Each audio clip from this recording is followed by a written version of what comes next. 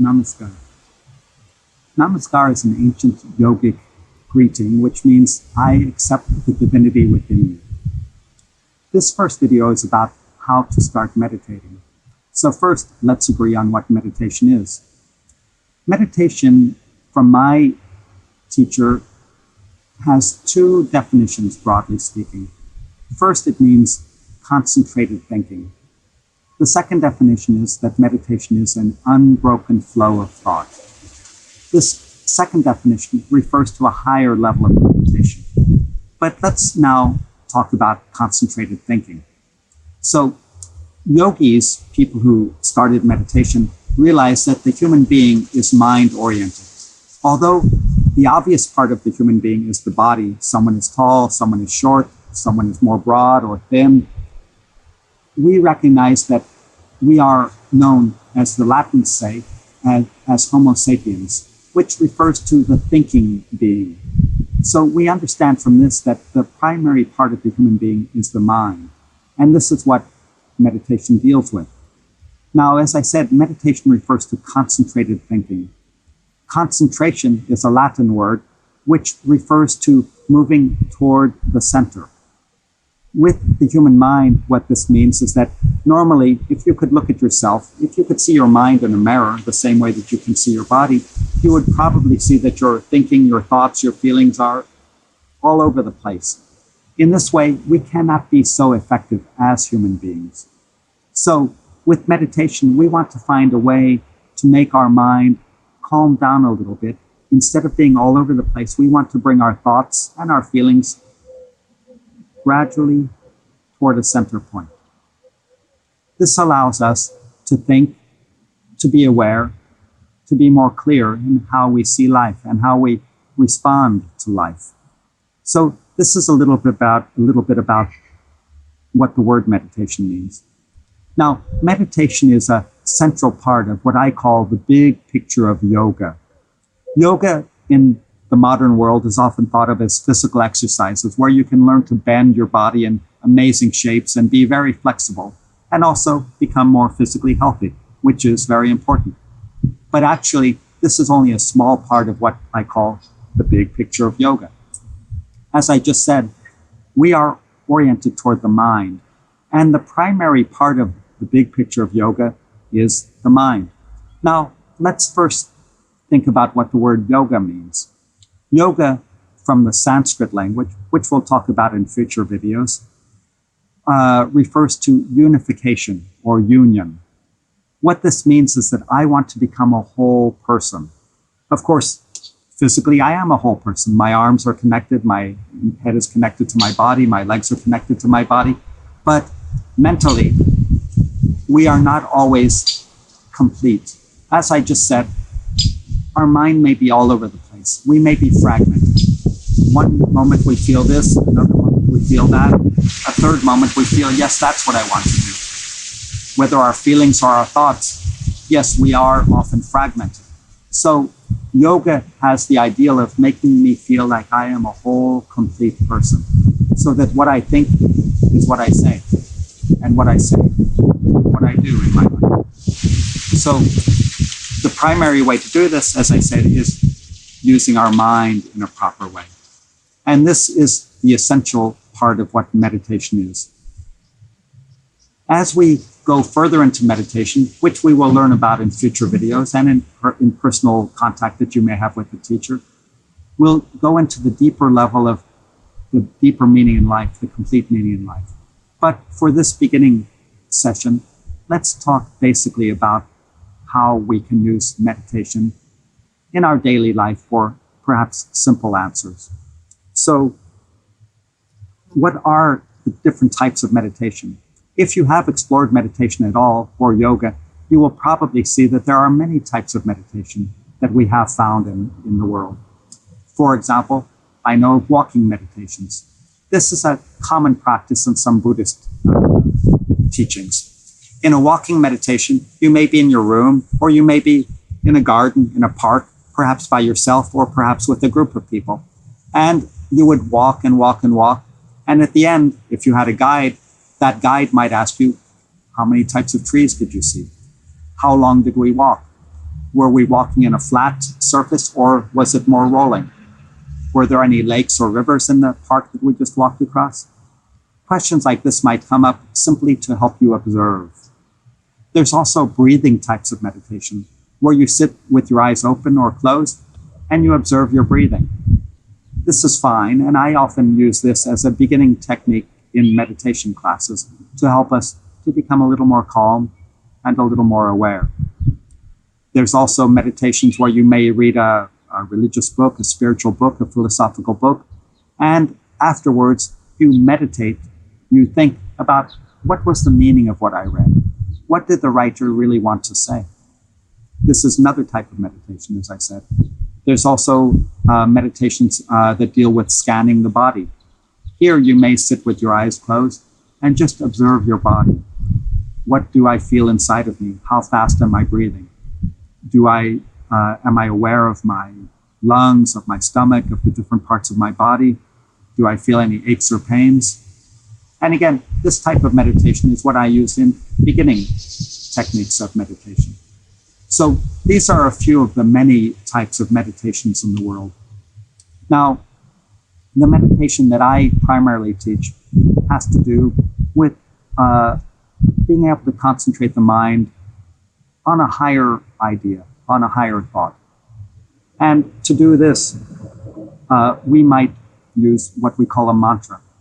In another video, we'll deal more directly and more completely with what a mantra is and where it comes from. But basically, we would say that a mantra is a way that we can focus our mind. Now, I've obviously said earlier that meditation is about concentrated thought. Breathing is very helpful in this, but also we want to have our mind focused on a particular idea, a particular goal. And to do this, we want our mind to be going in a certain direction. And if we have a particular idea in our mind that helps us to do this, then we can concentrate more easily. Some people may use visual images. So I might sit in a room and perhaps I look at a particular photograph, a particular painting, or a flower, or a book, or some object that's been painted on the wall. And in this way, I concentrate. But in yoga, we find that if I'm concentrating with my eyes open, I'll easily get distracted by that over there and this over here, and I'll remember that I need to vacuum the room. I'll remember I need to pack my books when I go to work, etc., etc. So we get distracted easily that way. So if we concentrate with our eyes closed, we are not distracted by so many things around us. But what do I concentrate on? Yogis found that if we concentrate on sound, that will help our minds to become more focused, less distracted. So they eventually, gradually developed certain mantras, which, as I said, we'll talk about in the next video. And in this way, we can learn to focus our mind more easily. So before we go into a simple practice of meditation, let's think about what the benefits of meditation are. After all, if I meet you and you perhaps say, "What do you do? You're dressed in such a strange way." And if I then say I'm a meditation teacher, your response might be, "Oh, you need to know what are the benefits of meditation, what it can bring to you." Earlier, of course, I talked about what meditation meant for me. But as I talk to people that I meet on the streets, that I meet in classes, I realize that one of the primary reasons that people might want to take up meditation is because they do have a lot of stress in their lives. To think about the higher levels of meditation, which is important, probably won't be of interest in the early days, although it might. But when we see all the stress that we have in life, all the confusion that we have in life, all of the pressures that we have in life, most of us quickly realize that, yes, I need some technique, I need some process, I need some method, some help, so that I can deal with all of these pressures. Now, the pressures that we do have in life that cause all the stress are not likely to go away unless we close the door of our room and live a life completely alone. But this is not very satisfying for most people. We need to live in the world. We may have our families, we may have our jobs, We may have other activities that we want to deal with. And whatever these activities are likely to have some stress with them, some pressures that we need to deal with, and they won't go away. So let me find a way that I can perhaps channelize those pressures so that they don't seem to take my life away from me. Rather, that I can deal with these pressures in a positive way, in a proactive way, so that they don't affect me, but perhaps they even help me to move on with my life. And this is one way that meditation can help you, by helping you to move those pressures into a positive way of living your life, of dealing with your life. So we've talked about different types of meditation, and I've mentioned that using a mantra is a very good way to start your meditation practice. Now, let's talk about the practice of meditation and the practical steps of doing meditation. In a broad sense, what we want to do is to withdraw ourselves from the world while we're doing meditation. In a sense, that means find our own private space physically and also mentally. On the physical level, if you can, find a place in your house or in your room that can be just for meditation. Perhaps it's a private room that you have, or a corner of a room. You might want to have a mat that you sit on, perhaps a small table with flowers or candles, or a beautiful photograph, perhaps where you can look out a window on a beautiful scene. In this way, when you sit in that particular place for meditation, you are reminding yourself that, yes, this is my time for meditation. So in that way, we have the physical aspect covered. Now, I understand that you may not always be able to do meditation in that particular place, but wherever you find for meditation, whether it's in your house or maybe out in a park or in a library, someplace like that, try to find a place that you can feel, this is my little corner for the time that I'm doing meditation. Now, that's how we can, shall I say, withdraw our body from the world to do meditation. In a sense, we also want to withdraw our mind from the world. There are several yogic techniques that you can do for this. And when you learn your personal meditation, the teacher will give you more details on this. One small point is to put the tip of your tongue on the roof of your mouth behind your teeth. This, we find, helps the mind to become more quiet and more focused for the meditation. With the rest of the body, it's also very important. Now, as I tell my students, if you're sitting like this or like this, you won't be able to do meditation. Unfortunately, some people do sit like that in their daily life, whether at the desk at work or at home when they're talking to people, watching TV, etc. It's not good. We want to sit straight so that the flow of the air is very good. We can breathe fully. And we'll talk about this in other videos. Also, when we sit like this, our blood circulation is proper. So the blood goes into the brain and around the body, and we are more alert. Also, sitting like this, our body is more comfortable because the organs of our body are in proper shape. They're not scrunched up like this. So sitting straight is important in every aspect for meditation. With our hands, we want to keep our hands like this so that we're not distracted by tapping on our knees, tapping on the floor, scratching something, feeling things, and quickly getting distracted. So we keep our hands like this, we keep our body straight, and we close our eyes. Because if I do open eye meditation, very likely I'll start looking at the nice trees, and I'll look at the grass, and I'll look at the sky, and within a few seconds, I've lost my meditation. So keep your body straight, keep your tongue behind your teeth for the beginning of meditation at least. Close your eyes and keep your hands like this. And as I said, find a place which you feel comfortable and private in.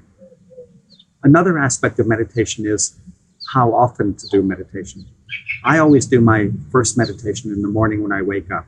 In this way, I'm not distracted. I don't check my email. I don't check my text messages. I don't eat anything. I get up, I wash up, then I do my meditation. In this way, I feel that I've had my spiritual cup of coffee. Just as many people seem to need a cup of coffee to get started in the day, I find that meditation is a very positive, proactive way to start my day. It's also very good to do meditation in the evening. We say, and many yogis find, that if you do meditation twice a day, you get the best results. In the morning is good, and then kind of as a balance to a morning meditation, we do an evening meditation. Ideally, it will be before you eat your dinner, but if not, wait a while after dinner so that you've digested your food, and then sit for your meditation. 5 or 10 minutes is good to start with. And if you can't do 5 minutes because your mind is just racing so much, start with 2 or 3 minutes of meditation. Gradually build up to 5 or 10 minutes. And when you feel comfortable with that, if you have the time, build up to 10 or 15 or 20 minutes, 10 or 15 minutes, 15 or 20 minutes, and then more and more if you can. After you've done this for a few weeks, you'll probably find that the meditation is very much fixed in your life. It's a very regular part of your life. We use the mantra Bhavanam Kevalam, which means only the name of the most beloved, or you can say love is all there is. In this sense, we're reminded that love is how we want to fill our life, not with hatred or fear or insecurity, but with a sense of love, which also brings a sense of peace. So the mantra is Bhavanam Kevalam, and we'll also cover this more in other videos. Now, a person can just sit down, close their eyes and say, I'm going to meditate. That's fine. But let me give you a certain type of, shall we say, a withdrawal image that you can use if you want. And if not this particular image, there's many more ideas, visualizations that you can use for meditation. So now, sit in a meditation position, as I said, with our eyes closed, our hands folded, and see if we can follow this image.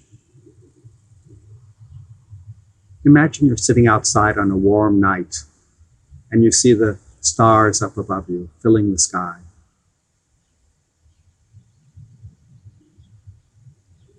And after a while, you'll notice that one star is very bright. It's giving off more light than the other stars. It's pulsing brighter and brighter and brighter. And as you look at that star, you gradually notice that the starlight is coming from that star far away. And it's coming down to you. So the beams, the rays from that star, come down, touch your chest, and surround you and fill you with light. And then let that light surround you, get that feeling of light for a moment or two. And then you can start your meditation with Bhavanam Kevalam. Breathe regularly, do your best to keep your mind focused on the mantra. Don't worry about any other sounds or distractions because they'll go away. And then you can go deeply into your meditation. Thank you. Namaskar.